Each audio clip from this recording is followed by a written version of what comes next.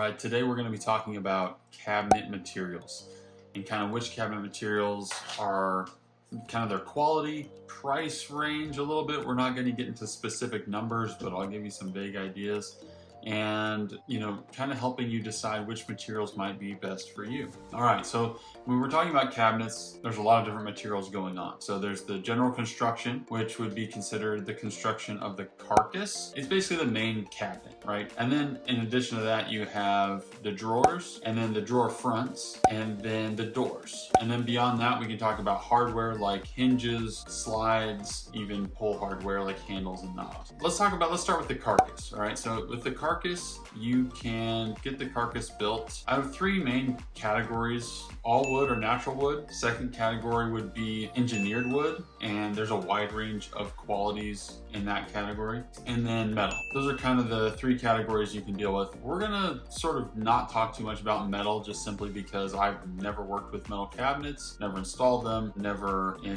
dealt with a project with metal cabinets. So we're gonna stick with the first two categories. All wood cabinets, when it comes to the carcass, would be considered the highest quality you can get. Now, there are still some cons to using all wood for your carcass, but overall, very high quality. It's going to be a product that will be very durable, most likely. As long as it's constructed well and the craftsmanship is good, then you're probably gonna have a great cabinet that'll last a very long time. Now, as far as the cost goes, wood is gonna be a lot more expensive than engineered wood. Now, there's a variety of prices when it comes to all wood as well. Some woods are going to be much more expensive, like exotic woods, and some woods are going to be, better for furniture than others. I'm honestly not an expert on that topic. We probably need to bring in a custom cabinet maker or carpenter to help us with that, which I plan to do in the future. But if we're just lumping all the natural woods together, you're most likely going to have a really high quality product if you build the actual box or carcass of your cabinet with natural wood. The second category is going to be engineered wood. So within engineered wood, there's a lot of different types of engineered wood. We're going to focus on particle board, MDF or HDF material, and plywood. For me, what I consider high quality would be a plywood carcass, right? Maybe step down from all wood or natural wood, but still extremely durable. It's going to be able to hold up to multiple screws going in and out, and then that sort of thing. So you're not going to be, destroying your cabinet if you needed to pull a screw out, put it back in. All in all, it's going to be very strong, very durable, lasts a very long time, easy to cut. I think when it comes to a value option for me, plywood carcass or a plywood box is probably going to be my choice, because natural wood is going to be very expensive, and then plywood is going to be more expensive than particle board, but it's still an incredibly well-priced material for the value that you get out of it and the durability. That would be plywood. Onto MDF. MDF, I think we would use that in certain applications within a cabinet. You can build the carcass out of MDF. I don't see it done that much. I'm sure there are builder grade cabinets that use MDF in that way, but it's not something that I've seen a lot. Particle board is a more common choice because it's very cheap. It is very strong as well, but it's not going to hold up as well to any type of water issues, water damage. If you pull a screw out of it, it's basically that hole is stripped. You're not going to put it right back in the same spot in most cases. Very tough to repair. If there's any cracks or damage or anything, you pretty much have to replace it. It does not take wood glue well and things like that. So it's not going to be as repairable as a plywood or natural wood. I would say particle board we see it a lot. It's a very cheap material. It is a strong material when it's constructed correctly and manufactured correctly. It's not that it's not strong, but it's just, if it does take damage, it's pretty much, you need to replace it. It's not going to really last the test of time. When it comes to MDF or HDF, this is kind of, I think a lot of times when people hear that, they think, oh, well, that must be cheap, it must be low quality. And I would say there are applications for it that are very useful. But again, maybe not in the carcass or the box construction exactly. So let's move on to drawer boxes, and then we'll talk about drawer fronts and doors. For drawer boxes, for the cabinets that I see, it's almost always made out of birch wood. And that would be what I would consider high quality for if you're going with a value option. When I say value, I don't mean bad quality. I mean it's good quality, solid performance, durable, something that you'd be proud to have in your home, but it's going to be at a significant discount from the absolute highest quality custom cabinets that you can get. So birchwood drawer boxes is the standard for high quality cabinets that are not full custom. Typically you see it with dovetail joints, and that will increase the durability of your drawer box, keep it together better. But also if you have a drawer box that's either nailed together with wood glue or screwed in together and it just kind of has a butt joint, it's going to last a long time too. So I think the dovetail, it does improve the quality, but I also think it's kind of for show. It does look pretty and it's cool. I wouldn't feel bad about having a butt jointed drawer box. So that's typical birchwood. Obviously with custom options you can get any wood for your drawer box, but I think birchwood, it punches above its weight class when it comes to the bang for your buck. Other materials that you can make drawer boxes out of, I've seen them out of particle board, MDF. Again, I think that those are cheaper materials that are not going to last as long, especially with a drawer. You're going to be using it quite a bit, so it's going to get some bumps and scrapes and bruises along the way, and you want to make sure that you can repair those things, or that it holds up well in the first place. It doesn't need repair.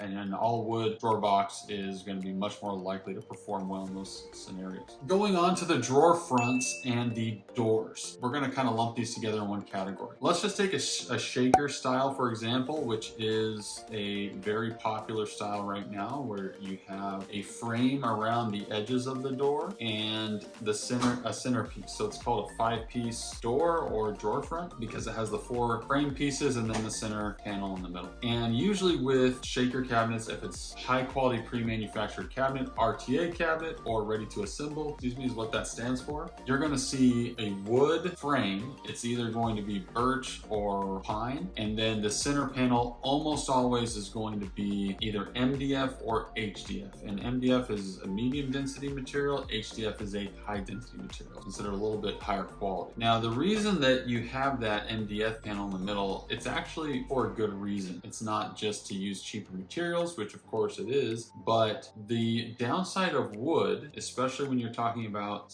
a door or a drawer front, a 5-piece in particular, where that wood comes together, whether it's a mitered joint or it's a butt joint, especially on the miter, you'll notice it. Wood is going to tend to expand and contract and shift and move more with changes in temperature and humidity. Oftentimes, especially with painted cabinets, you'll see the seam on the miter joint start to expand a bit, and so you can see a gap there. And sometimes people buy these beautiful custom cabinets, they went with all wood, it's wonderful, then you'll see that seam pop up and they consider that a defect. But in fact, with natural wood, that's just part of the game. You're going to get some expanding and contracting, and it might be 6 months down the road, a year, 2 years, 3 years, but you should expect to see something. And the MDF panel in the middle, or the HDF, it does not respond the same way to the changes in temperature and humidity, so it doesn't expand and contract as much. And so what's nice about that is it helps keep that door together without causing a gap. So on a painted door, that would be where it would be really noticeable if the wood causes a gap there. Anyways, that's kind of the benefit. Again, I would not consider that low quality. That has value to it. MDF is more susceptible to water damage and things of that nature, but if you put a high quality paint on there and you maintain it appropriately, you're not just dousing it in water when you wipe it down or whatever, then it should last for years and years to come. And a lot of times, depending on the paint that's used or the stain or laminate, which we can talk about as well, probably in another video, but it'll have good resistance to nicks and scratches and things like that. Nothing's foolproof. You can still scratch your doors and your drawer fronts and your cabinets, but it's just how thick is the paint, what's the quality of the paint, what's the quality of the materials behind the paint.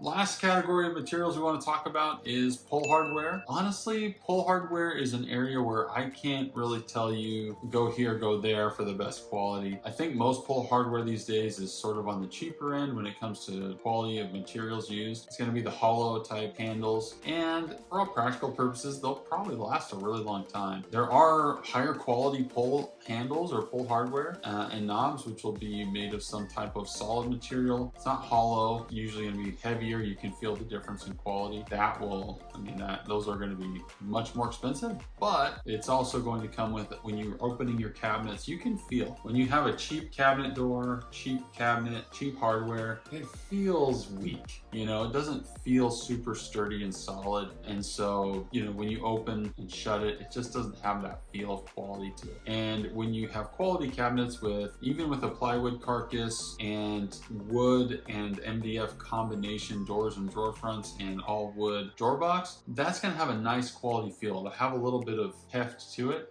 And you can feel that as you open the door, and same with your handles. If you have a heavy handle, you obviously want to make sure the material that it's installed in is going to be wood, probably, or something similar, so that you can, you know, it's not going to come undone so easily or ruin that material. But heavy handles, you're going to feel that quality, and it's going to have a nicer feel to it. So if that's important to you, that's definitely an option. The last couple things is hinges and slides. You just want to make sure that they're quality. You don't want your slides or your hinges to break easily, right? And most of the times they don't, but even with hinges, it's not just about their durability, but also their adjustability. There's hinges with 6-way adjustability. I recently heard of a hinge with 7-way adjustability, which I haven't seen. I'm sure it's out there, but it's pretty cool. But if you have less adjustability, it's going to be a cheaper hinge. Also, soft close is going to be my recommendation. And again, you can get good quality soft close door slides and door hinges at good prices, you know, depending on the contractor you go with. So I would definitely suggest kind of figuring out budget-wise, is the sky the limit? Do you want to go all wood? What's important to you? What's your end result? Are you looking for a painted result, stained, some type of natural look, or are you looking for more of a painted look or even a laminate? There's pros and cons to all those different types, and figure out what's your budget, and you can kind of hopefully navigate what type of materials. Now again, if you're working with us, we can talk through the materials we offer. You can decide if that's a good fit for your project. If you want to go with a different option besides us, then obviously talk with them about the materials they offer and really quiz them on them. There's no reason not to ask questions to your contractor.